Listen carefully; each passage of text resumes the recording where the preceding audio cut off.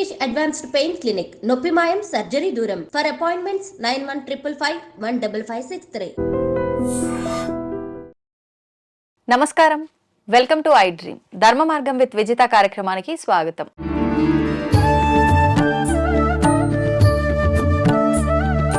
ప్రస్తుతం మనతో పాటు ఉన్నారు శ్రీ విద్యా ఉపాసకులు. 45 సంవత్సరాలుగా ఎంతో మందికి శ్రీ విద్యా ఉపాసన గురించి శిక్షణ ఇచ్చిన వారు శ్రీ శ్రీ శ్రీ గురు కరుణమయ్య గారు. ఇప్పుడు గురువు గారితో మాట్లాడి మరిన్ని విషయాలు తెలుసుకుందాం. నమస్కారం గురుగారు. నమస్కారం. గురుగారు, ఇంట్లో పెద్దవాళ్ళు ఉండే ఇళ్లలో ఎక్కువగా ఇప్పుడు నేను అడిగే క్వశ్చన్ అయితే వాళ్ళకు వెంటనే అవును కదా అనుకునే ఒక క్వశ్చన్ అడగబోతున్నాను. ఏంటంటే చాలామంది పెద్దవాళ్ళు ఏ చిన్న తప్పు జరిగినా, ఏదైనా మంచి జరిగినా, వాళ్ళు ఏ చిన్న కదలిక అటు ఇటు కదిలినా, పడుకొని లేచినా ప్రతిసారి కృష్ణ రామ అంటూ తలుచుకునే మాటలు అయితే ఎక్కువగా విని ఉండేవాళ్ళం. అయితే ఇప్పుడు రాను రాను ఆ పరిస్థితి ఎక్కువగా కనిపించటం లేదు. పెద్దవాళ్ళు ఇంట్లో ఉండడము చాలా వరకు తగ్గిపోయింది. ఒక దగ్గర ఒక కుటుంబంలో అందరూ కలిసి ఒకవేళ ఉన్నా కూడా స్మరించుకునే విధానం ఎక్కువగా వినపడట్లేదు ప్రస్తుత సమాజంలో. ఎందుకంటారు గురువుగారు? మొన్న ఒకసారి ఒక వీడియోలో మనం మాట్లాడుకున్న ఒక ఎపిసోడ్లో కలవు నామస్మరణం. అవును, కలియుగంలో అమ్మవారి పేరు చెప్పుకుని దేవుడి పేరు చెప్పుకుంటే చాలు మీరు మరీ బట్టకట్టేస్తారని శాస్త్రం చెప్తుంది. ద్వాపర యుగంలో అయితే పూజలు, త్రేతాయుగంలో అయితే యాగాలు, సత్యయుగంలో ఏమక్కర్లేదు, మౌనం, మెడిటేషన్. ఈ కలియుగంలో కలవు నామస్మరణం.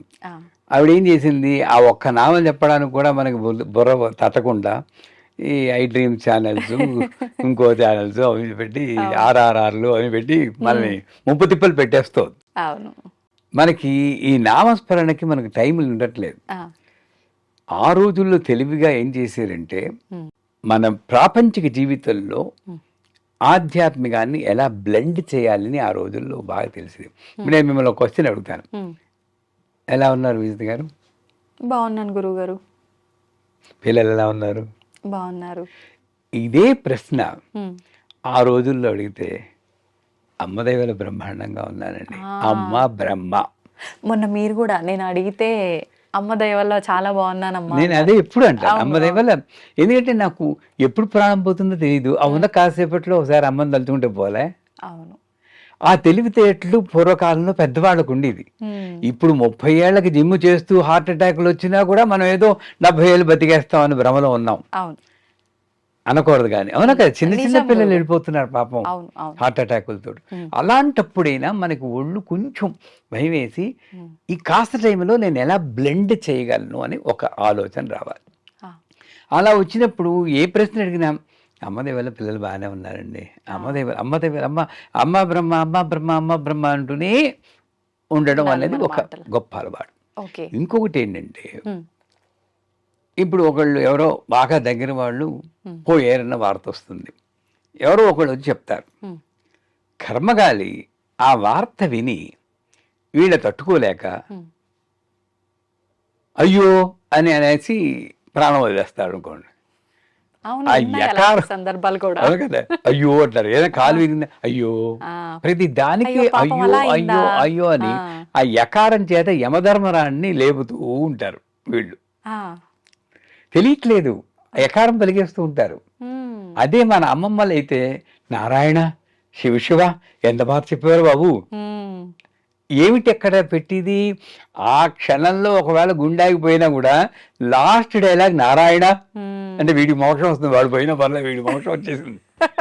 అది తెలివైన వాడు చేసి పని. నిజంగానే మనం ప్రతిదిన సినిమాకి టికెట్లు దొరకని అయ్యో అంటూ ఉంటాం.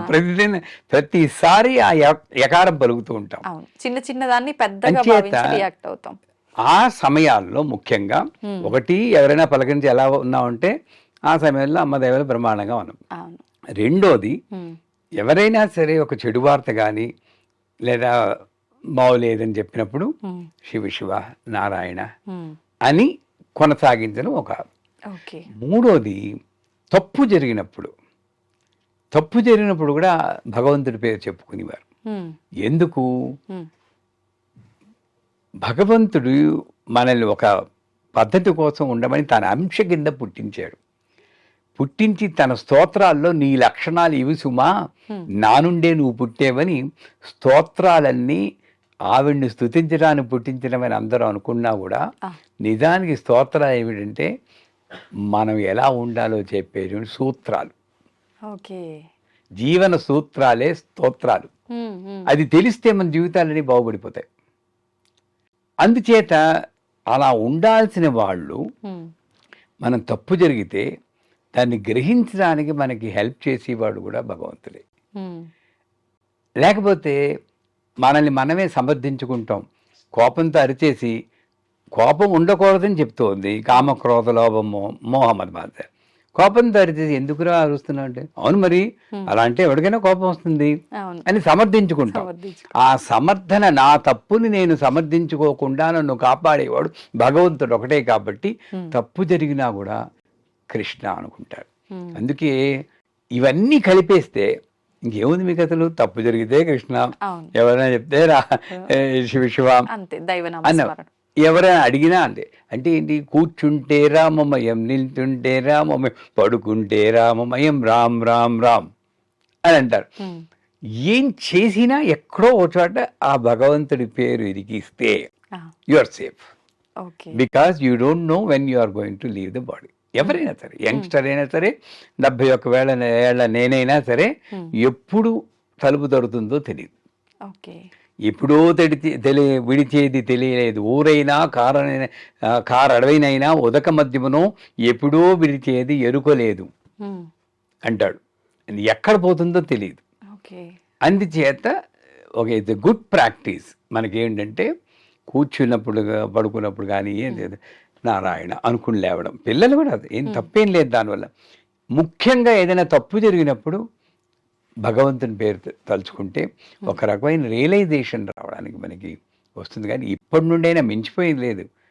ఇప్పటి నుండైనా మనం అలవాటుకుని ఒక రోజులో ఎన్నిసార్లు నేను భగవంతుని తలుచుకున్నానని మీరు ఒకసారి ఒక పేపర్ తీసి రాసుకోండి. Will be surprise. పొద్దున్న 10 నిమిషాలు గంట పూర్తి తప్పితే తర్వాత అంతా ఊష్కాకి. అవునా కదా? కొట్టుపోతున్నాం. అది కాకుండా దాన్ని డిస్ట్రిబ్యూట్ చేసి ఒక్కొక్క గంటకి ఒక్కసారి తలుచుకున్నా చాలు.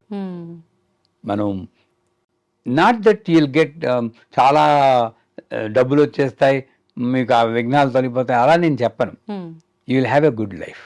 మంచి జీవితం వస్తుంది, అది మాత్రం గ్యారంటీ. నిజమే గురుగారు మీరు చెప్పింది. ఇప్పుడు చాలా మంది పూజ చేసిన ఆ కాసేపు అంటే దైవం మీద భక్తితో ఉన్నట్టుగా ఉంటారు, కానీ మిగతా సమయంలో అసలు దైవం జోలికే పోకుండానే ఉంటుంటాం చాలా వరకు కూడా.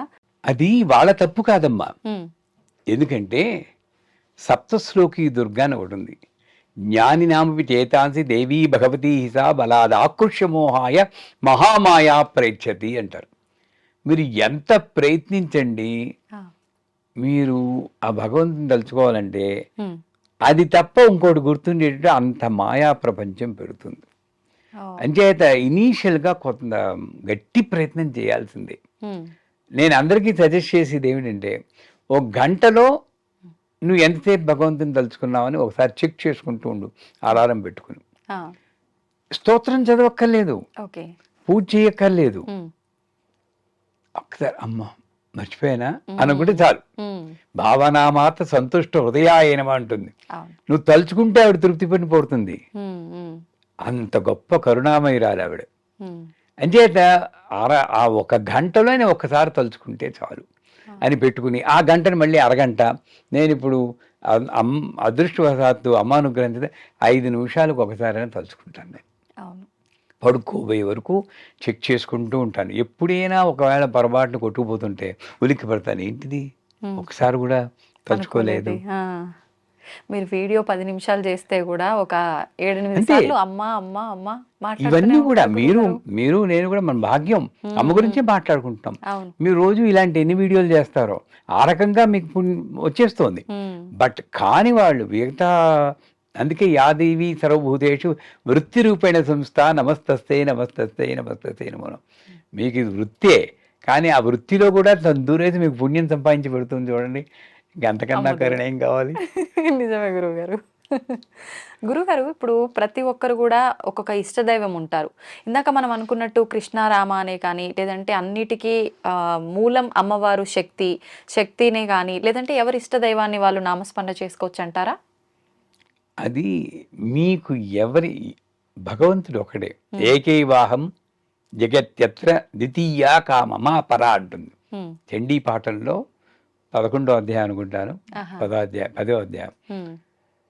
ఉన్నది నేను ఒక్కడినే రా, ఇంకోటి ఎవడు లేడు అని అంటుంది. ఆ ఉన్న ఒక్క పరబ్రహ్మ స్వరూపాన్ని నేను రకరకాలుగా కీర్తించుకుంటాను. నాకు ఇష్టం వచ్చిన పేరు ఏదైతే, ఇప్పుడు కొత్త కొత్త పేర్లు కూడా పుట్టుకొస్తున్నాయి, వైభవలక్ష్మి అని చెప్పి కొత్త పూజలు వస్తున్నాయి. ఇవన్నీ ఏంటి, ఎవళ్ళ మనస్సుకు తోచిన రీతిలో వాళ్ళు భగవంతుని కొలుచుకోవచ్చు. ఇప్పుడు వైభవలక్ష్మి పూజ లేదా గురుగారు ముందు నుంచి శాస్త్ర ప్రకారంగా? అది లేదా అంటే వెనక్కి వెళ్ళి చూస్తే దాని మీద మనం ఆర్గ్యూ చేయలేం. ఏదో వచ్చింది, పూర్వకాలంలో చేసేవారా లేదా అంటే రిసర్చ్ చేసుకోవాలి దాని మీద. కొత్త పేర్లో ఆ లక్ష్మీదేవినే వైభవలక్ష్మి, ఐశ్వర్యలక్ష్మి, ఇంకో లక్ష్మి, ఇంకోటి మారుస్తున్నావా లేదా, ఇంటి పేర్లు మార్చుకున్నట్టు అలాగ మార్చుకుంటున్నా పర్వాలేదు. నాకు మనస్సుకి ఏ నామం మీద ఏకాగ్రత కుదురుతుందో ఆ నామం చెప్పుకోవడం. అంతేగాని ఇప్పుడు ఇదే చెప్పుకోవాలి, ఈ రోజు ఇదే చెప్పుకోవాలి, మార్గశిర మాసంలో విష్ణుమూర్తినే తలుచుకోవాలని ఎవరు చెప్పరు. అలా చెప్తే ఈ విష్ణుమూర్తి పూజలో ఈశాన సర్వవిద్యానాం ఈశ్వర స్వరూభూతానాం అని శంకరుని ఏదో ఒకటి భగవంతుని పేరు తలుచుకుంటే మంచిదే. నాకు ఇష్ట దైవము అని ఉంటుంది. అంటే కళ్ళు మూసుకుంటే ఎప్పటికప్పుడు ఆ దైవమే మనకు గుర్తొస్తూ ఉంటుంది. మాకు ఇష్టదైవం బాలాజీ వెంకటేష్, బాలా త్రిపుర సుందరి, ఆవిడ్ని తలుచుకుంటూ ఉంటాం. అలాగని మిగతా వాళ్ళంటే ఇష్టం లేదని కాదు, ఒక దాని మీద మనస్సు కుదురుతుంది, ఆ నామం చెప్పుకోవడంలో తప్పేమీ లేదు. గురుగారు, ఎలాగో అమ్మవారి టాపిక్ వచ్చింది కాబట్టి ప్రతి ఒక్కరు కూడా ఆలోచించేది ఇంట్లో లక్ష్మీదేవి స్థిరంగా ఉండటం లేదు, చాలా ఇబ్బందులు పడుతున్నాం మేము ఆర్థికంగా అని చెప్పి అనుకుంటూ ఉంటారు. నిజంగా అంటే మనం నిత్యం చేసే పనుల వల్లే లక్ష్మీదేవి స్థిరంగా ఉండలేకపోతుంది అంటారా, ఇంకేదైనా కారణం ఉంటుందంటారా? మంచి ప్రశ్న, చాలా మంచి ప్రశ్న అడిగారు.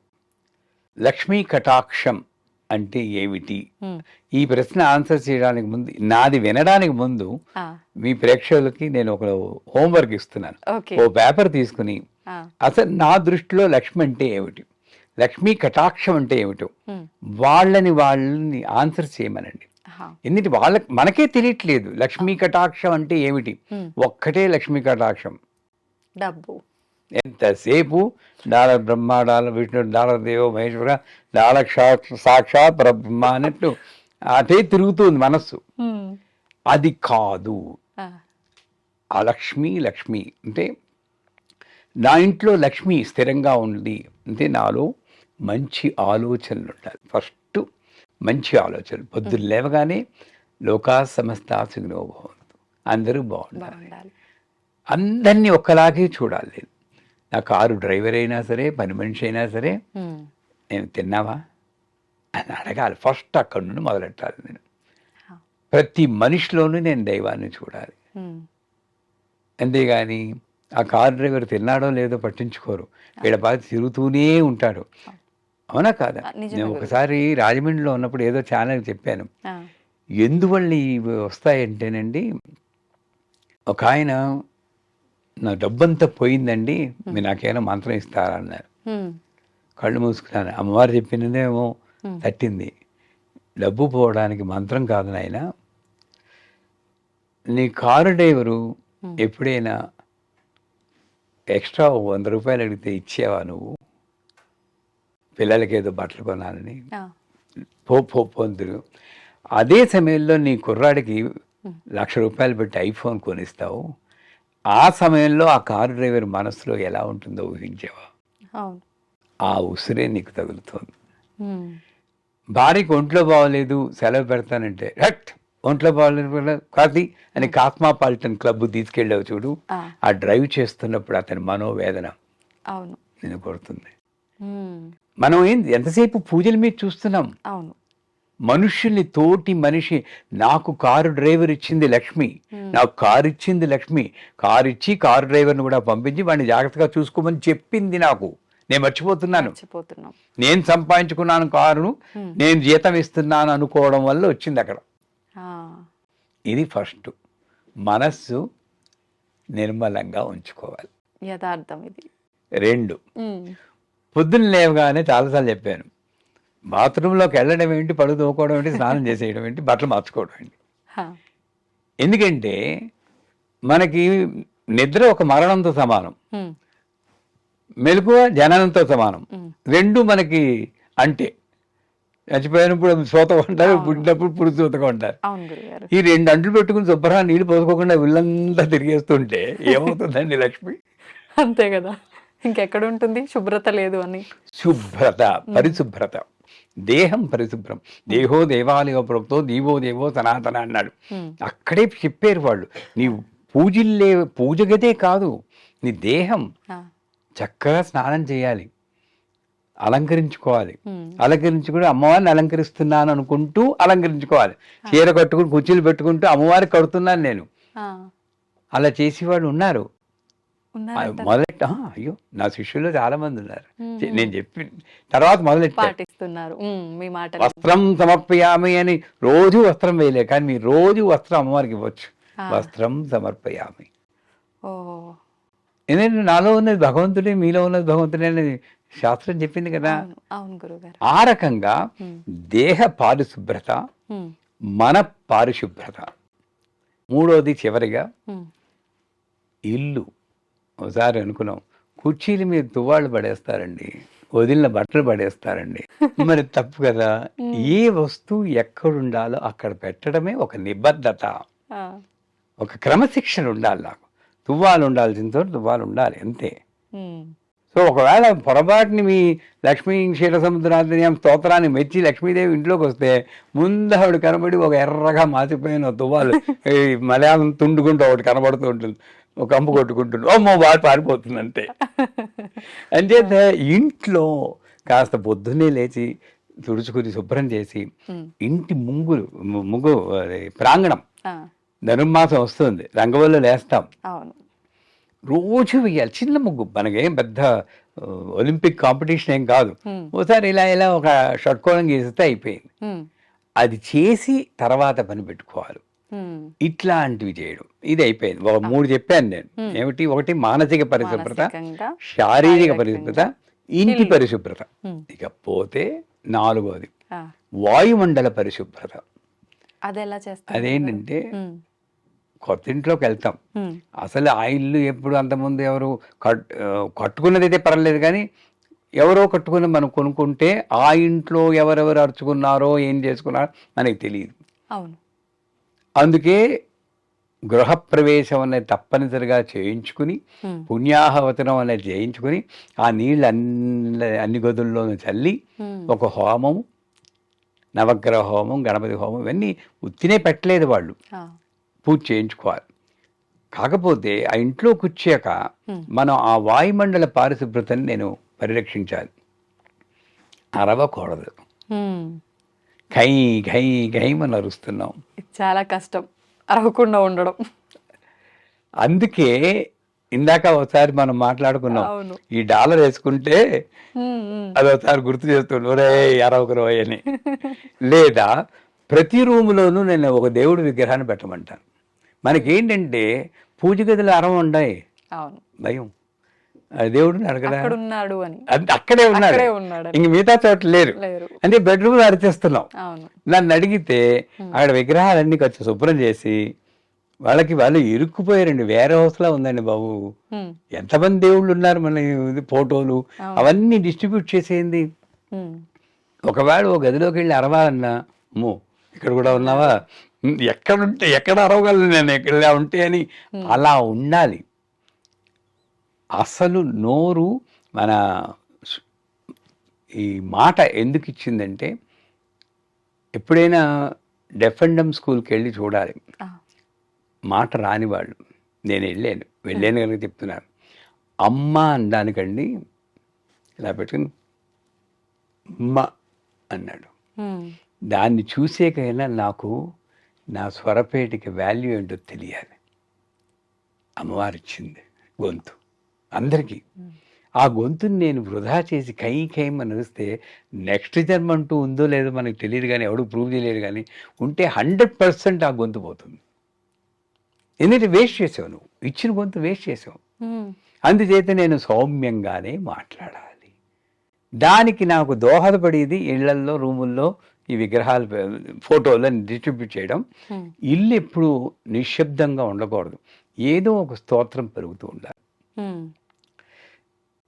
మా గుళ్ళో వెళ్ళామనుకోండి, ఓం నమో నారాయణాయ అంటుంటే అక్కడ ఇంకేం అనిపించదు మనకి. అక్కడ కూడా అరుచుకునే వాళ్ళు ఉన్నారు మహానుభావులు, బట్ సాధ్యమైనంత వరకు మనకి ఒక స్తోత్రం వింటుంటే మనసు ప్రశాంతంగా ఉంటుంది. ఇన్ని జాగ్రత్తలు తీసుకుని ఆ ఇంటి వాతావరణాన్ని నేను కాపాడాలి. రోజు పొద్దున్నే ఒక దీపం వెలిగించాలి. పూజ చేయడానికి టైం లేదనుకోండి, స్నానం చేసి ఒక దీపం వెలిగించేసేయండి చాలు. నమస్కారం పెట్టి మళ్ళీ వచ్చి పూజ చేస్తానే, 3 పనులు ఉన్నాయి అని ఆవిడ చెప్పేసుకోండి, వచ్చాక పూజ చేస్తానని. అప్పుడే చేయాలని కూడా లేదు. అలాగ నేను నా యొక్క డైలీ యాక్టివిటీని బ్యాలెన్స్ చేసుకుని అటు భర్తకి, భార్యకి, పిల్లలకి కోపాలు, వాళ్ళకి లోటు రాకుండా చూసుకుంటూ, నా ఆధ్యాత్మిక జీవనాన్ని కూడా నేను మెయింటైన్ చేసుకుంటూ బ్యాలెన్స్ చేసుకుంటే అప్పుడు ఈ వాక్ కంట్రోల్లో ఉంటుంది. 100% షూర్. ఇన్ని శుభ్రతలు ఉండి ఒక స్తోత్రం చదివితే ఎందుకుండదు ఆ ఇంట్లో లక్ష్మీదేవి? కొన్ని ఇళ్ళు చూడండి, చిన్న ఇళ్ళే, 2 రూములే ఉంటాయి, వాళ్ళ ఇంటికి వెళ్ళే ప్రశాంతంగా ఉంటుంది. ఇక్కడికి వెళ్ళాలని లేదమ్మా, మా ఇంటికి అనిపిస్తుంది. పెద్ద బంగళా ఉంటుంది వాడికి. ఎందువల్ల? ఈ పారిశుభ్రత అన్నది, ఈ ఇన్ని 4 పారిశుభ్రతలు వాళ్ళు పాటించడం వల్ల లక్ష్మి ఉంటుంది. తర్వాత అవసరం, నా అవసరాలు ఏదో నేను బార్డర్ వేసుకోవాలి, దానికి ఒక లిమిట్ పెట్టుకోవాలి, దానికి దాటి నేను ఖర్చు పెట్టుకోవడం. నువ్వు మిగలటం లేదు డబ్బు అంటే, డబ్బు లేదా మిగలటం లేదా, 2 ఉన్నాయి నా క్వశ్చన్స్. డబ్బు లేదు, నేను చెప్తా, మంత్రం చెప్తా, పూజ చేయడం. డబ్బు వచ్చింది, మిగలటం లేదు, ఎక్కడో పొరపాటు. అవునా కదా? మీరు అన్నట్టుగా నిత్యం ఏం జరుగుతుందో లేచిన దగ్గర నుంచి పడుకునే వరకు రాసుకొని చూసుకుంటే ఈ 2వ దానికి ఆన్సర్ దొరుకుతుంది. అందుకే పెళ్లి కుదరటం లేదా, పెళ్లి సంబంధాలు రావట్లేదా, దాన్ని బట్టి మన పరిష్కారం ఉంటుంది. పెళ్లి సంబంధాలు రావట్లేదంటే పరిష్కారం ఉంది, కుదరటం లేదంటే నువ్వే బడి చేస్తున్నావు. నేను అంటే ఏంటి, జాతకాలను, ఇంకోటనో, కులవనో, గోత్రమనో, ఉద్యోగమనో, వాడు బాగోలేదో ఏదో పెట్టి అమ్మవారు పంపిస్తుంటే రిటర్న్ సర్వీస్ చేసి వస్తున్నావు. నా 35 ఏళ్ళు వచ్చి ఇంకెవడు చేసుకుంటే అప్పుడు అన్ని వదిలేస్తానంటే ఎవడు? అంచేత అలాగే నా ఖర్చులకి నాకు మిగలటం లేదు అంటే దాన్ని నేను ఒకసారి రివ్యూ చేసుకోవాలి. పెద్ద పెద్ద కంపెనీలు కూడా చూడండి, లాస్ వచ్చిందంటే ఎక్కడ పోతుందో చూసుకోవాలి. మా నాన్నగారు కుట్టు మిషన్ కొన్నారు నా చిన్నప్పుడు. అప్పుడు ఆ రోజుల్లో నాకు తెలిసి 17 రూపాయలు ఎంతో. మిషన్ కా గురుగారు? స్వింగ్ మిషన్ 17, ఇంకా తక్కువేమో. అప్పుడు దాని మీద నాకు బట్టలన్నీ కుట్టివారు మా చిన్నప్పుడు. మీకందరికి కుట్టినప్పుడు చిన్న పేపర్, మళ్ళీ పేపర్ కూడా వేస్ట్ చేసేవారు కాదు, ఇంతే ఉంటుంది. దాని మీద ఇంత చిన్న అక్షరాల్లో ఇది 1 రూపాయి పావలా దీనికి అంటే టైలర్కి ఇస్తే ఎంత అవుతుందో రాసుకునేవారు. ఇదంతా వెళ్ళి 17 రూపాయలు అయిపోగానే ఇంకా మిషన్ ఫ్రీ మనకి. అంత మేనేజ్మెంట్ చేసేవారు ఆ రోజుల్లో, ఆ తరం. అంత చేయమని నేను అంటలేదు, కనీసం ఎక్కడ ఎక్సెస్ అవుతుంది అని నాకు తెలిసిపోతుంది ఈజీగా. నా తాహతు మించి నేను ఖర్చు పెట్టకూడదు, తప్పు. ఈవెన్ రతన్ టాటా మీకు తెలుసు కదా, మొన్ననే వెళ్ళిపోయారు పాపం. ఆయన ఎకానమీ క్లాస్లో ప్రయాణం చేసేవారు, మీకు తెలుసా అండి? ఆయన తలుచుకుంటే చార్టర్డ్ ఫ్లైట్లో వెళ్ళగలరు, ఎకానమీలో వెళ్ళేవాడు. ఎందుకంటే నాకు అంతకన్నా అవసరం లేదు, సాధారణ జీవితం అనుభవించేవారు. అది ఆ నిబద్ధత ఉంటే మనకి ఇన్ని పాటించినప్పుడు లక్ష్మి డెఫినెట్గా స్థిరంగా ఉంటుంది, సందేహం లేదు. గురువుగారు, ఒక చిన్న డౌట్. ఇప్పుడు మంత్రాలు, ఈ పరిహారాలు, పూజలు, మీరు ఇందాక అన్నట్టుగా మీ దగ్గరకు వచ్చి కూడా వివాహం అవ్వట్లేదు ఒక మంత్రం చెప్పండి, లేదంటే మా ఇంట్లో డబ్బు రావట్లేదు, వచ్చింది మిగలట్లేదు ఒక మంత్రం ఇలా అడుగుతూ ఉంటారు. ఎవరైనా సహజం, మానవులు అన్నాక మంత్రాలకు చింతకాయలు రాలుతాయా అంటుంటారు పెద్దవాళ్ళు. నిజంగా ఇలా మంత్రాలు చేయడం వల్ల ఫలితం అనేది ఉంటుందంటారా? మీరు అడిగారు కానీ చెప్తున్నాను, చింతకాయలు రాలుతాయి కానీ చింత చెట్టు నుండి కాదు, అరటి చెట్టు నుండి చింతకాయలు రాలుతాయి. అంత బలం ఉంది మంత్రానికి. చింత చెట్టు నుండి చింతకాయలు రాలితే గొప్పదనే ఉంది, అరటి చెట్టు నుండి చింతకాయలు రాలుతాయి. మంత్రము ఋషులు సృష్టించింది. ఓ మంత్రం ఏదైనా, ఓం త్రీం హ్రీం క్లీం గ్లౌం గం గణపతి ఏ పర్వత సర్వత్ర లక్ష్మీ గణపతి మంత్రం. ఎవరో ఆయన మెడిటేషన్లో దర్శించి మనకి ఇచ్చింది. అవును. అది ఫలించాలి. అది ఫలించలేదు అంటే నేను చేసినటువంటి ఆ పద్ధతి సరిగ్గా లేదు, నాకు ఉండాల్సినటువంటి ఫోకస్ సరిగ్గా లేదు అంతే. ఇచ్చిన వాడు ఓ ఫలాపేత ధనం కోసం ఇచ్చిందైనా ఉండాలి. డబ్బులు తీసుకుని మంత్రం ఇచ్చేస్తూ ఉంటారు. అవును అవును, అది పనిచేయదు. అందుకే మా ఛానల్లో మా సంస్థలో ఎవ్వరు ఏ పరిహారం అడిగినా ఒక్క పైసా నేను తీసుకోం. అందరు ఆశ్చర్యపోతారు, ఏమైనా తీసుకోరండి, ప్రశ్నకి డబ్బులు ఇవ్వక్కర్లేదని. ఎందుకు ఇవ్వాలి మీరు నాకు? అసలు గురువుకి దక్షిణ ఇవ్వకపోతే అది అసలు మంత్రం మీరు ఇవ్వడం వేరు. మీ మనసోత్సాహ పరిమితం యథాశక్తిం హిరణ్యం తుభ్యం సంప్రదతే నమమ, అది దక్షిణ మంత్రం. నాకు తోచింది, నాకు ఎంత నచ్చిందో నేను ఇచ్చుకుంటాం. ఇది ఈ ప్రశ్నకి ఇంత ఇవ్వాలి అనుకున్నా అంటే ఆ ప్రశ్న ఫలించదు నన్ను అడిగితే. సో పుచ్చుకునే వాళ్ళలో ఉంది, ఇచ్చి వాళ్ళలో ఉంది, ఆ చేసి పద్ధతిలో ఉంది. ఇన్ని కలిపి ఉన్నదాన్ని నేను ఒక్క మాటలో మంత్రాలు చింతకాలు రాలుతాయా అంటే మనం చేసి రోజుల్లో ఎంత సాధించారండి. ఒక్క విషయం చెప్తాను. వేమకోటి కృష్ణయాజి గారని ఆయన గరివీడిలో ఉండేవారు, ఇప్పుడు లేరు, వెళ్ళిపోయారు. ఆయన ఒకసారి పెద్ద ప్రోగ్రాం పెట్టుకున్నారు. పెట్టుకునేప్పటికి ఆ రోజు మేము వెళ్ళాం, నేను మా ఆవిడాను.